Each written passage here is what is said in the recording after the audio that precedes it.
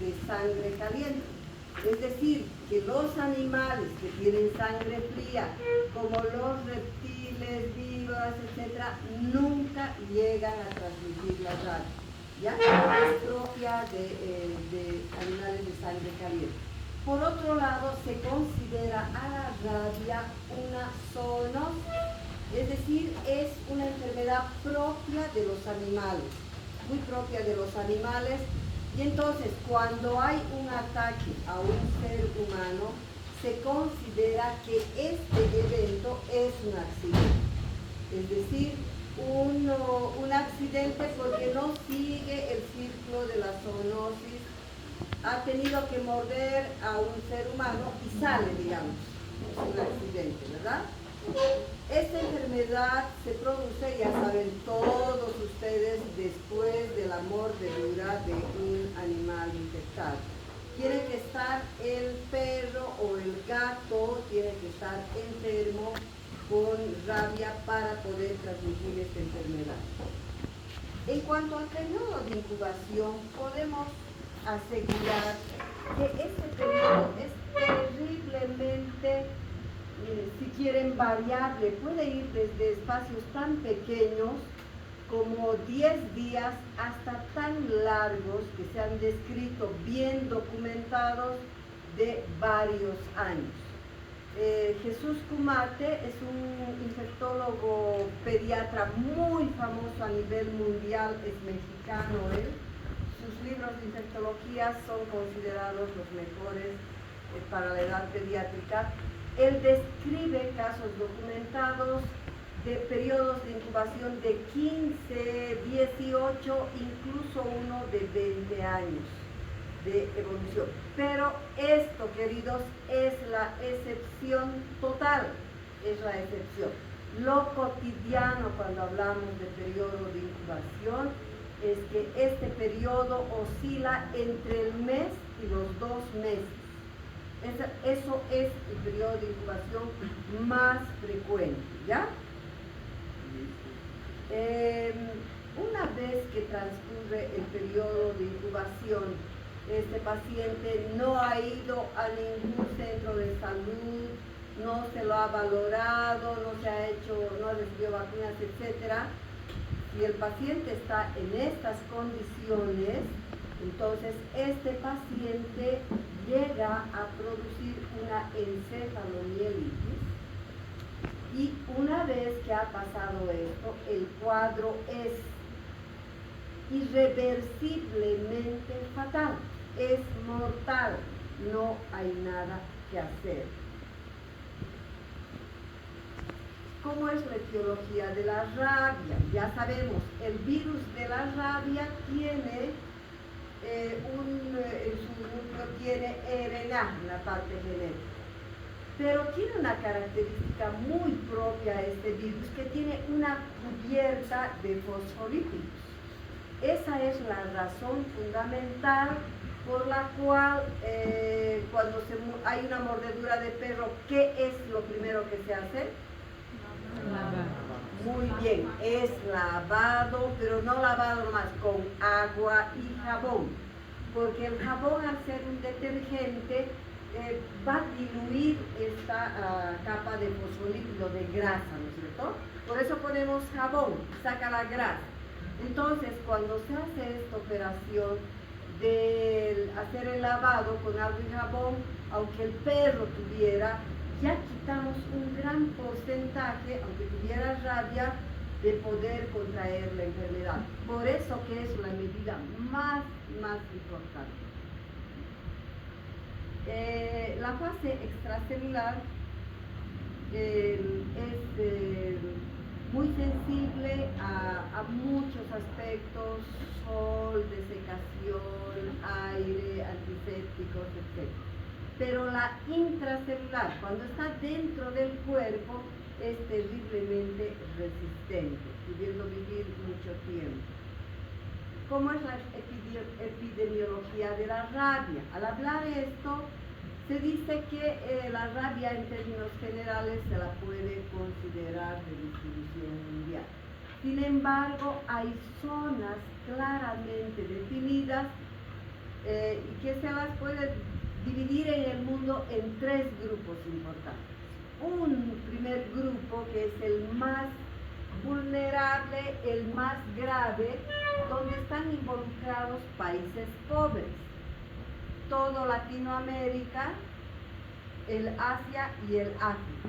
En estos países la rabia es endémica, es decir, que todo el año hay un nivel de circulación de la rabia a un nivel pequeño, obviamente que hace un pico en la época de calor, ¿no? Haciendo picos en la primavera y el verano. Otro segundo grupo es la rabia, que son áreas que tienen solamente la rabia en animales silvestres. En este grupo están Estados Unidos y Europa. Y finalmente hay un tercer grupo donde no hay rabia endémica conocida, ¿sí? No hay. Y esto está en toda la parte norte de Europa. Chicos, ¿no está, me parece, con mucho ruido eso? ¿No les molesta? Ya, está bien entonces. Entonces, estos son países nórdicos, Inglaterra, Noruega, Suecia, toda la parte de Groenlandia fría, toda esa parte no tiene. Ahora, si aterrizamos un poco y hemos dicho que donde hay endemia todito el año es en Latinoamérica, ¿cuál creen que es el país que reporta más casos de rabia? De Latinoamérica. Brasil, que es grande. No sé. Es Bolivia. Es Bolivia, chicos. Brasil es probable si nosotros solo tomamos en cuenta, igual que en la tuberculosis, solo tomamos en cuenta el número sin relacionar con la población, con la concentración. Brasil probablemente. Pero tomando en cuenta la población, el nivel de ataque, es Bolivia el que tiene el mayor número y el que reporta más casos. Y de Bolivia, ¿cuál creen que es el departamento que tiene más casos? Cochabamba, no se equivocan. Y de Cochabamba, ¿cuáles los lugares que tienen más casos de rabia? Es toda la parte, el cinturón de pobreza que tiene Cochabamba. Son las zonas periurbanas. Son las zonas periurbanas que tienen cualquier cantidad de cachorros, pero lo más triste, en la casa de los pobres, estos muchas veces no salen a trabajar, a ganarse la vida, y los perros quedan en la calle. Y cuando hay campaña de vacunación han visto quiénes van todos, si hay 3 campañas al año, las 3 son la gente responsable que tiene sus perros dentro de su casa. Esos son los vacunados. Pero los peligrosos son los que viven en la calle y que no tienen vacuna. Ese es el problema. Por eso probablemente no hay medidas muy graves. Una temporada han intentado rescatar a estos perros de la calle, y los que rescataron de la alcaldía no sabían qué hacer con tanta cantidad, con tanta población, porque los defensores de los derechos de los animales se pararon y dijeron no van a matar ni un perro. Y entonces fue terrible. Entonces es un problema muy serio esto. ¿Ya? Entonces están viviendo ustedes en el semillero de la rabia de Latinoamérica. La rabia silvestre, ya saben ustedes que puede ser cualquier animal de sangre caliente que produce mordeduras. Incluso hay animales en cuevas como los murciélagos que muerden a muchos otros animales, y que en las cuevas se describe que las heces tienen el virus de la rabia, y que en un determinado momento pulula en el aire y que se ha podido encontrar. Nunca he visto un caso de eso, ¿no? Pero está descrito. Es más frecuente, obviamente, en animales domésticos como el perro y el gato, mucho más frecuente, y también en varones menores de 15 años. Viene a ser bien problemático la gente que tiene mascotas. Los bebés, papás compran perritos pequeñitos y los bebés juegan, ¿no es cierto? Y el perrito les muerde y estos son los que tienen, porque no llevan vacunas, son los que tienen mayor cantidad de rabia, los perritos pequeños. Entonces no hay que entregar así fácilmente. ¿Cómo es la patogenia de la rabia? La transmisión de la rabia obviamente es secundaria a la mordedura de un animal enfermo y las mordeduras más peligrosas son cuanto más cerca estén al sistema nervioso central. Es decir, mordeduras en cabeza, cara, cuello y dedos. ¿Por qué será dedos, chicos? Porque tienen gran cantidad de terminaciones nerviosas, ¿verdad? Porque el virus de la rabia agarra su caminito un nervio para llegar al encéfalo. Entonces es debido a eso. Y entonces también las mordeduras son más peligrosas cuando son más numerosas y más profundas. La patogenia. Una vez que el virus ha ingresado en cualquier parte del cuerpo a través de una mordedura, generalmente se dice que la primera réplica del virus acontece en el lugar de la mordedura. Y luego, muy rápidamente, se han dividido ya gran cantidad de virus, estos agarran el camino y es a través de los nervios periféricos el virus tiene un objetivo así claro, llegar al encéfalo. Y entonces asciende hasta llegar al encéfalo. Y no se desvía, digamos, si agarra un nervio que tiene divisiones que pueden ir hacia otro lado, no se desvía. Va la vía recta hasta llegar al encéfalo. Una vez que ha llegado al encéfalo, ahí ocurre la segunda réplica. Pero ustedes tienen que saber que cuando ha llegado al encéfalo ya no hay nada más que hacer. Ese paciente morirá.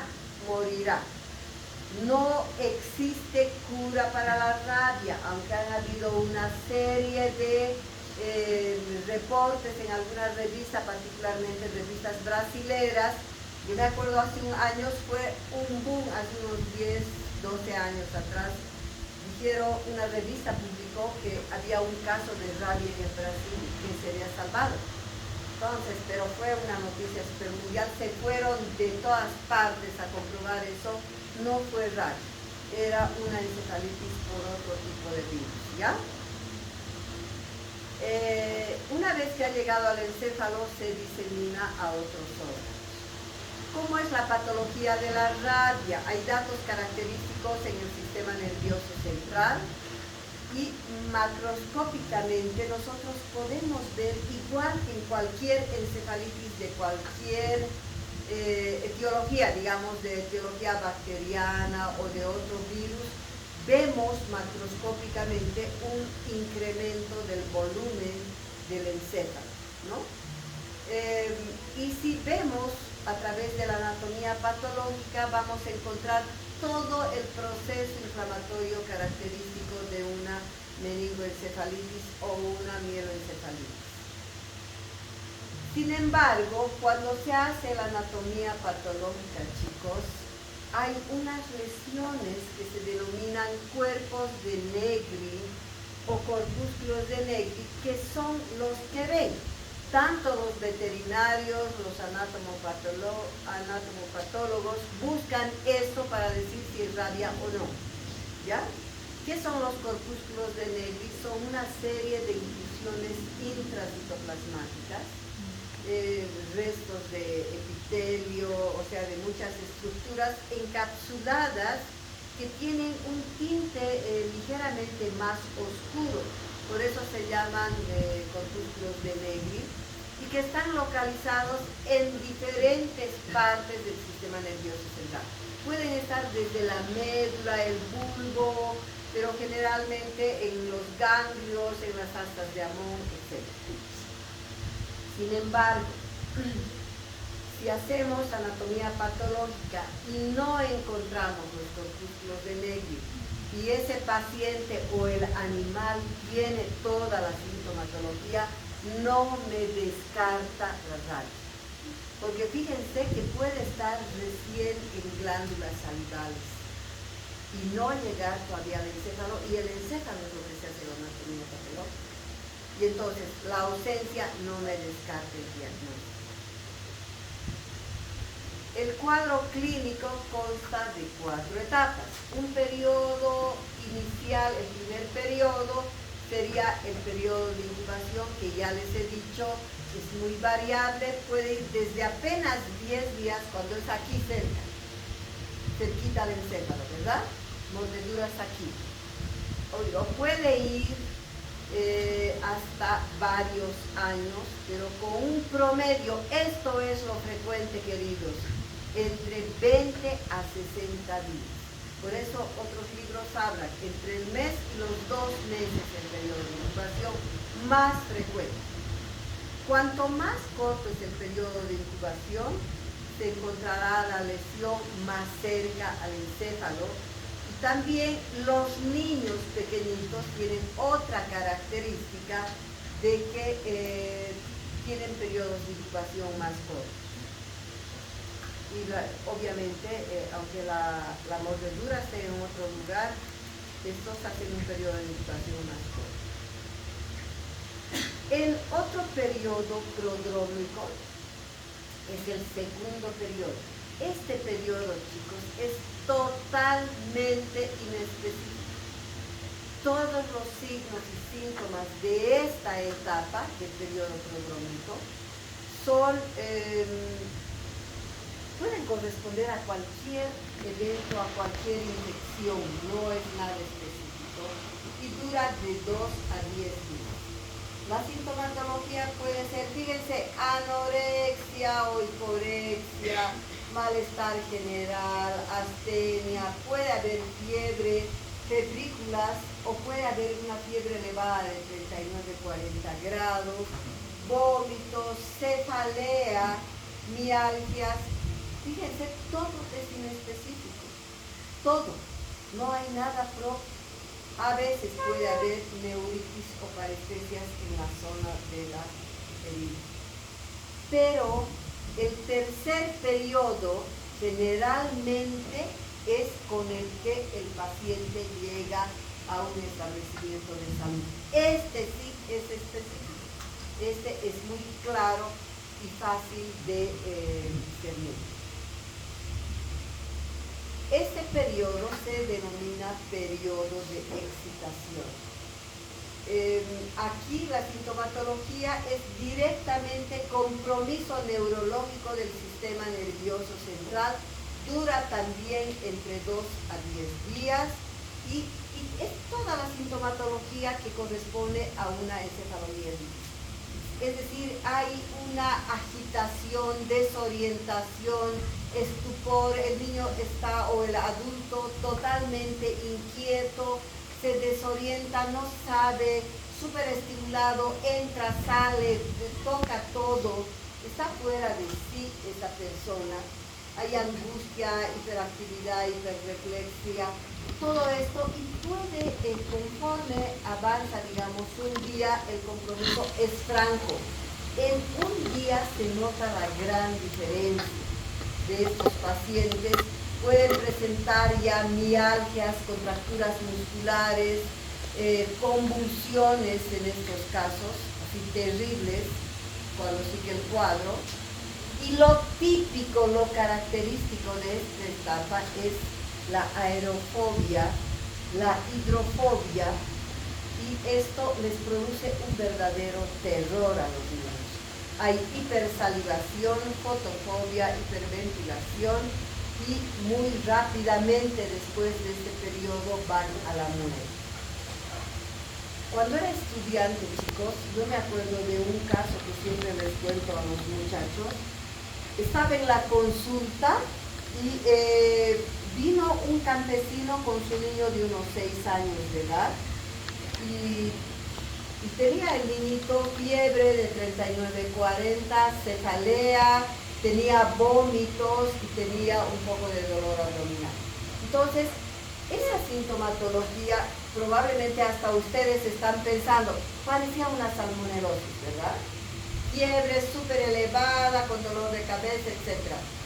Entonces, yo les solicité un hemograma de emergencia, porque no puedo solicitar otra cosa para descartar una fiebre tifoidea o una salmonelosis, ¿verdad? Porque recién al 10º día empiezan a elevarse los anticuerpos y están listos a los 15 días. Entonces, al día siguiente el señor regresó, el señor que era campesino, regresa con el hemograma, pero a la entrada él entra tan angustiado y me dice, creo que mi hijito se ha vuelto loco. Me dice, sí. ¿Y por qué? Le digo, porque todita la noche no ha dormido, se movía, no podía dormir, gritaba, caminaba, parece loquito siempre. Y realmente entró el niñito y entró como una tromba así, pero se movía así y gritaba todo. Y entonces yo me acerqué para examinarlo. El hemograma no tenía grandes cambios. Me acerqué a lavamanos, que estaba en el consultorio, para lavarme las manos, y el niñito experimentó un episodio de una contractura laringea. Los músculos de la laringe se contraen y los dejan sin aire. Esa es la famosa hidrofobia, donde el simple hecho de mirar el agua o de sentir el ruido, el rumor del agua, les produce eso. Y entonces es tan único esto, chicos, tan único, que en esta enfermedad es lo típico. Entonces yo dije, ay señor, esto debe ser rabia. A ver, haré la prueba y le soplaré la cara. ¿Para qué había hecho? El niño experimentó, pero una asfixia, pero total, peor. Hubo un espasmo re grave. Se internó, obviamente, este niñito y murió más o menos a los 2 días. Este periodo de excitación, aunque aquí dice de 2 a 10 días, generalmente los pacientes vienen en esta etapa. Y el diagnóstico ya no es difícil. El diagnóstico es sencillo y dura muy poco. Luego de esto entran a un periodo final, que es el periodo de coma o terminal, donde el compromiso es franco, está en estado comatoso, con franco deterioro mental, y puede durar este periodo, después de entrar de esta fase de excitación, unas horas. Pero ¿qué dice el libro, chicos? Últimamente, puede durar de horas a meses, dependiendo de los cuidados de terapia intensiva, porque todos han intentado salvar poniendo al paciente a ventilador, metiéndolo a la terapia intensiva y haciendo de todo. Pero lo único que se logra, como dicen los maestros, es prolongar la agonía del paciente, nada más. Entonces, si uno diagnostica y sabe, hay el antecedente, porque recién el segundo día, por ejemplo, cuando ya le averigüé y no le mordió, y dijo, ah, sí, había un perrito chiquito que se murió y le mordió el dedo, más o menos. Entonces, estas personas que tienen rabia tienen todo el derecho de tener una muerte digna, porque si no se hace a la entrada, se le hace una buena sedación, que esté con una vía bien para poder poner los sedantes, estos pacientes en ese periodo de excitación se arrancan absolutamente todo lo que tienen, y las enfermeras ya y están tan estimulados, súper excitados, que ya nadie más se atreve a entrar ni a agarrarlos a estos pacientes, y entonces tienen una muerte muy triste. Por eso dice, luego sobreviene la muerte en forma irreversible. Entonces, ¿cómo hago el diagnóstico? El diagnóstico es claro, queridos. Es el cuadro clínico y el antecedente de mordedura, Hay algunos laboratorios a los cuales podemos recurrir. Durante la primera semana se puede aislar el virus de la saliva y del líquido cefalorraquídeo. También se puede pedir anticuerpos en suero y post-mortem la anatomía patológica que hemos visto en la búsqueda de los corpúsculos de Mendel. El tratamiento dice textual, no hay tratamiento específico. Pero no por eso, les vuelvo a repetir, voy a dejar, yo debo sedar a este paciente y debe morir dignamente, sin tanta cosa. Se ha intentado de todo, inútil, y sobreviene nomás en forma irreversible la muerte. Pero ¿qué puedo hacer, chicos? ¿Qué puedo hacer? Sería grave que todo mordido de perro no tenga alternativa. Hay, ¿no es cierto? Pero por eso que la rabia viene a ser una emergencia. No, si va una persona a un centro, a un hospital, a denunciar una mordedura de rabia, los protocolos dicen que esta es una emergencia.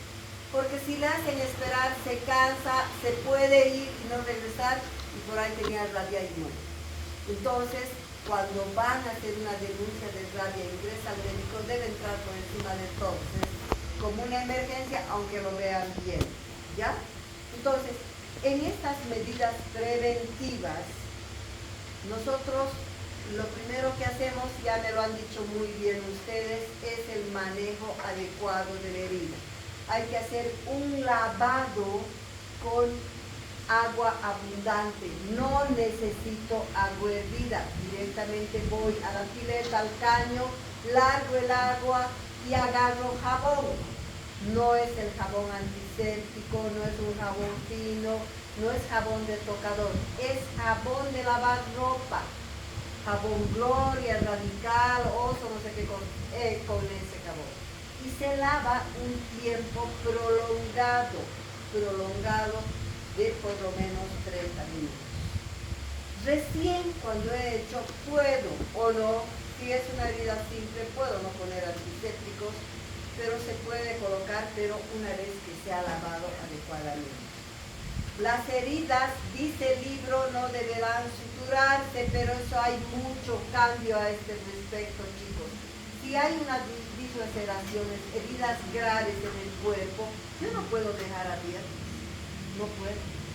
Entonces, estas heridas deben ser curadas bajo anestesia general si son graves y se lava con agua y jabón, pone antiséptico y se sutura. Yo no puedo ya dejar eso. Pero antiguamente se dejaban. Todavía mencionan esto, ¿no?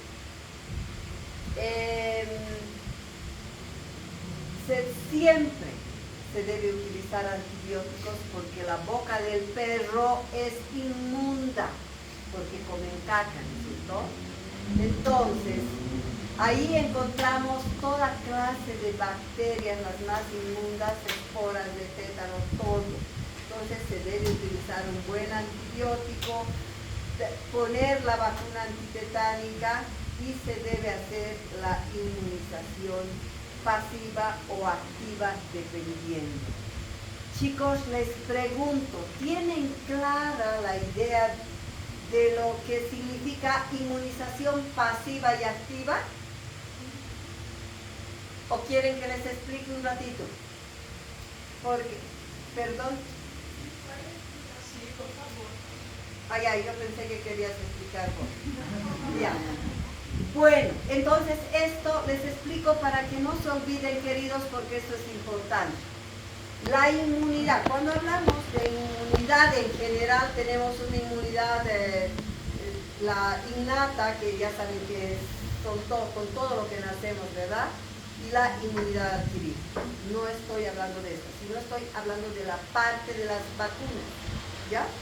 Entonces, hay enfermedades graves, muy graves, como por ejemplo la difteria, el tétanos, la rabia, que no permite al cuerpo fabricar anticuerpos para luchar contra esa enfermedad.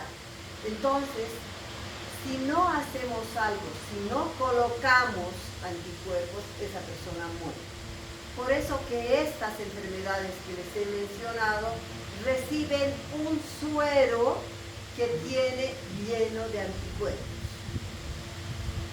Entonces, la inmunidad pasiva, su nombre lo está indicando, es aquella que consta que el cuerpo recibe anticuerpos que no he formado, digamos este cuerpo no he formado, ha sido formado en un ser humano o en animales.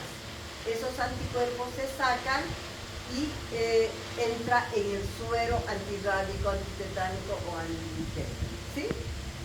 Ya, entonces eso es inmunidad pasiva. Otra forma de inmunidad pasiva es, por ejemplo, cuando la madre ha enfermado algo, sarampión, digamos, ha hecho anticuerpos y luego se embaraza.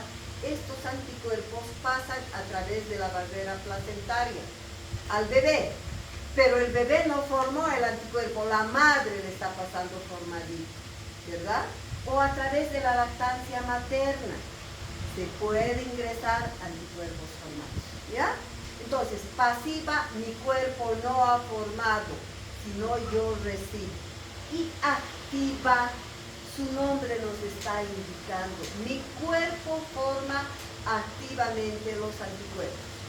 Puede ser secundario una enfermedad. Si he enfermado sarampión, mi cuerpo va a formar anticuerpos contra el sarampión. O si me he vacunado contra el sarampión, la vacuna es virus vivo atenuado, ¿no es cierto?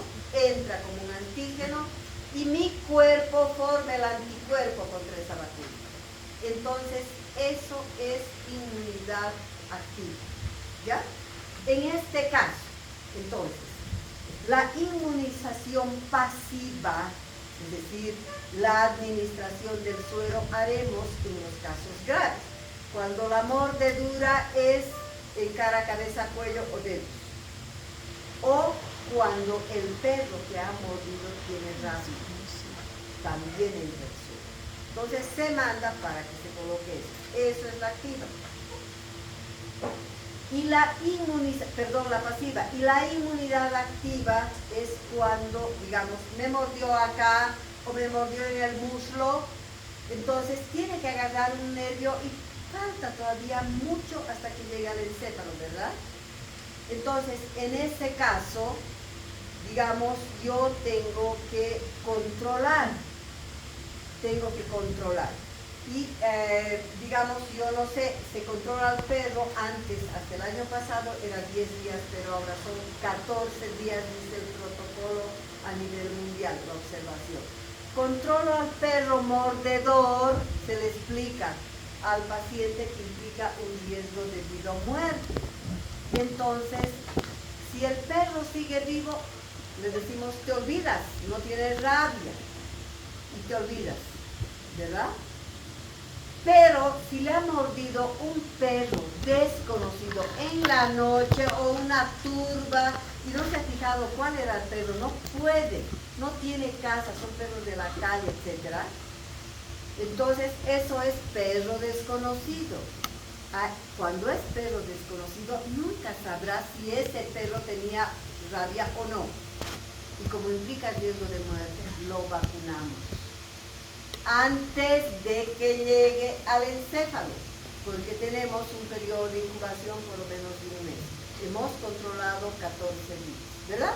Entonces estamos a tiempo, lo vacunamos y aquí es un esquema cortado, reducido de 10 dosis, 7 diarias y 3 de refuerzo, 10 días después de la última, 10 días, ¿ya?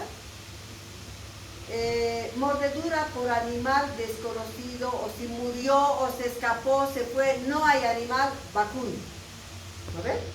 Si es mordedura en cara, cabeza, cuello, es suero, más vacuna, más antibiótico, más antitoxina, todo eso. Si es mordedura por animal conocido o que tiene un domicilio, sabemos dónde vive, tenemos que hablar y decir que se fijen bien, a ese se hace el seguimiento que nos he dicho. Si se fijan, chicos, no hablan si el perro está vacunado o no. ¿Por qué? Porque la vacuna, si bien puede ser la mayor parte segura para el perro, pero cuando van los estudiantes, particularmente los estudiantes de enfermería que no saben nada, son nuevitos, están empezando y los mandan a puros estudiantes de enfermería, ¿verdad?